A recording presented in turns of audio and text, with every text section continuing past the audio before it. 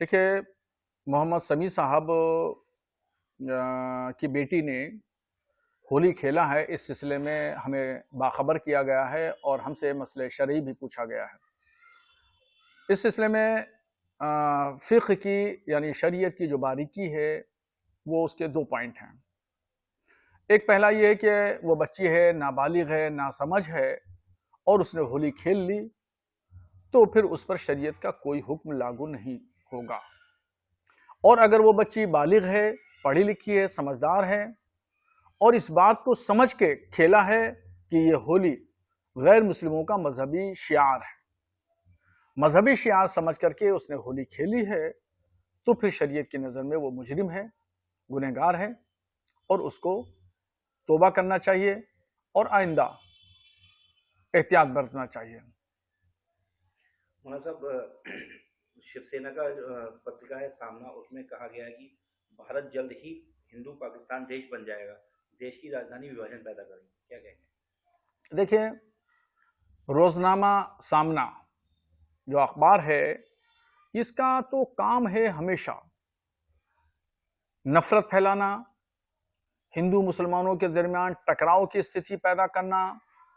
یہ جب اس کی استھاپنا ہوئی تھی تب سے سامنا زہر اگلتا ہے، اور اب جو ہندو راشٹر کی بات کر رہے ہیں تو یہ تو بکواس کی بات ہے۔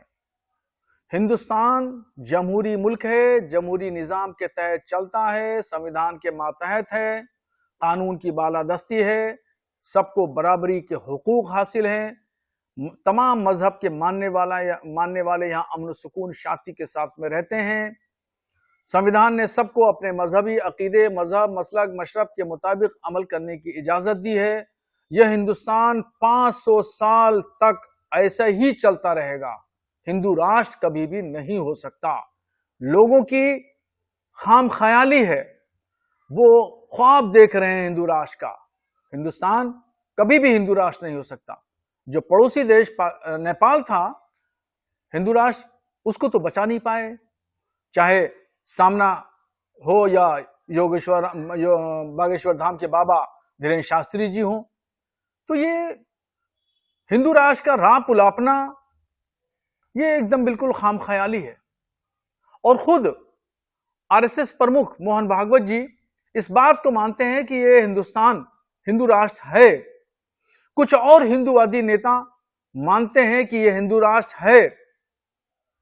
تو آپس میں ہی ورودھابھاس ہے، آپس میں ہی اختلافات ہیں، مگر ہندوستان کی جو اکثریت ہے، بہو تعداد اس بات کو مانتی ہے، اور ہماری گورنمنٹ بھی کہ یہ حکومت، یہ ملک، یہ جمہوری ملک ہے، سنویدھان کے ماتحت چلتا ہے، کسی مذہب یا کسی مت یا کسی ایک شخص کے نظریے سے نہیں چل سکتا۔ All India Muslim personal law board کا کل دھرنا ہے اور اس نے آج ایک پریس سنوادداتا سمیلن کیا، اس میں کہا ہے کہ دیش سرکار جو ہے ہندو مسلم میں بانٹ رہی ہے، اور کہا ہے کہ سرکار ہندو اور مسلمانوں میں وبھاجن پیدا کرنا چاہتی ہے اور دیش میں اشانتی چاہتی ہے۔ All India Muslim personal law board نے دھرنا کا آیوجن کیا ہے۔ مجھے ان کے دھرنے پر سخت اعتراض اس بات کو لے کر کے ہے کہ رمضان شریف کا مہینہ چل رہا ہے، اور رمضان کا مہینہ خدا کی عبادت کے لیے ہوتا ہے، اور یہ دھرنا پردرشن کے لیے نہیں ہوتا۔ 11 مہینے اور پڑے ہوئے ہیں، ان 11 مہینوں میں خوب دھرنا پردرشن کر لیجئے، روڈوں کو بلاک کر دیجئے، گلی کوچوں میں دھرنا دے دیجئے، جہاں چاہیے وہاں دھرنا دے دیجئے۔ یہ ہمارا جمہوری نظام، سنویدھان اس بات کی اجازت دیتا ہے، مگر برائے مہربانی مسلم پرسنل لاء بورڈ کے لوگ رمضان شریف کا استعمال سیاسی کاموں میں نہ کریں تو زیادہ بہتر ہوگا۔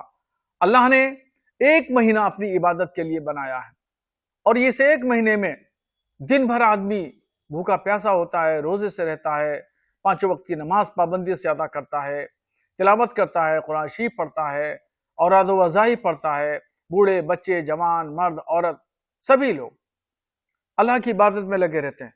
اس اللہ کی عبادت والے مہینے کو بھی ہم سیاست کی نظر کر دیں تو یہ کہاں کی دانشمندی اور کہاں کی سمجھداری ہے؟ ہمارا مذہب بھی اس بات کی اجازت نہیں دیتا ہے۔ संभल की जामा मस्जिद में आज से रंगाई पुताई का काम शुरू हो गया है। हाई कोर्ट ने रंगाई पुताई का काम एएसआई को सौंपा है, उसकी जिम्मेदारी एएसआई क्या कहेंगे? हाई कोर्ट ने संभल की जामा मस्जिद के ताल्लुक से जो फैसला दिया रंगाई पुताई का, वहां की जिला इंतजामिया ने इजाजत मांगी थी। ये फैसला उनका बहुत अच्छा और स्वागत योग है, मैं उसका इस्तकबाल करता हूं। और चूंकि जो भी मजहबी मकामात हैं, चाहे मस्जिद है, दरगाह है, मदरसा है, मंदिर है, मठ है, गुरुद्वारा है, जो भी मजहबी मकामात हैं, जब इनका साल आता है, कोई एक मुक़द्दस त्योहार आता है, तो उस पर रंगाई पुताई सफाई सुथराई करते हैं। ऐसे ही रमज़ान शरीफ में के बाद में जब रमज़ान ख़त्म होता है तो ईद आती है, तो ईद का दिन ऐसा खुशी का दिन होता है कि उससे पहले तमाम चीज़ों की रंगाई पुताई हो जाती है। लोग अपने मकानात की भी रंगाई पुताई कराते हैं। इसी तरीके से इसी नज़रिए के साथ जामा मस्जिद संभल की रंगाई पुताई के लिए मस्जिद इंतजामिया कमेटी ने इजाज़त मांगी, जिसकी इजाज़त हाई कोर्ट ने दे दी। ये रंगाई पुताई की इजाज़त देना हिंदू पक्ष को बहुत गिरा गुजरा है। अभी कुछ दिन पहले हिंदू पक्ष बड़ी खुशी मना रहा था, तो मैंने उस वक्त कहा था खुशियां मनाने का दौर नहीं है ये अफसोस करने का दौर है और चिंतन करने का दौर है। और अब फिर मैं कह रहा हूं कि अब मुसलमानों को भी खुशी मनाने का दौर नहीं, बल्कि ये चिंतन का दौर है। दोनों समुदाय को, दोनों तबकों के लोगों को चिंतन करना चाहिए। आखिर हर रोज आए दिन मस्जिदों के मसाइल कोर्ट कचहरियों में हिंदू वकील क्यों लेकर के जाते हैं, इस पर हमें गौर करना है। और मैं इस पर यह भी कहूंगा कि 2 वकील ऐसे हैं जिन्होंने हर मस्जिद की सीढ़ी के नीचे मंदिर तलाश करने की, खोज करने की मुहिम चला रखी है। और ये दोनों वकील पूरे भारत में फिरका वाराना माहौल तैयार कर रहे हैं। और हर जगह जहां देखें, ज्ञानवापी मस्जिद बनारस, शाही ईदगाह मस्जिद मथुरा, शमसी जामा मस्जिद बदायूं, ताजमहल आगरा, जामा मस्जिद संभल, सब जगह यही वकील हैं जो पैरवी करते नजर आते हैं और यही इन्हीं वकीलों के वकालतनामे लगे हुए हैं। इन दोनों वकीलों को, इनके नजरिए को, इनके मौक़िफ़ को समझना होगा। और मैं तो इनसे हाथ जोड़ के गुजारिश करूंगा कि बराए मेहरबानी, भारत में हिंदू मुसलमान मिलजुल करके रहते हैं, इनको ऐसे ही रहने दीजिए, इनको अलग मत करिए।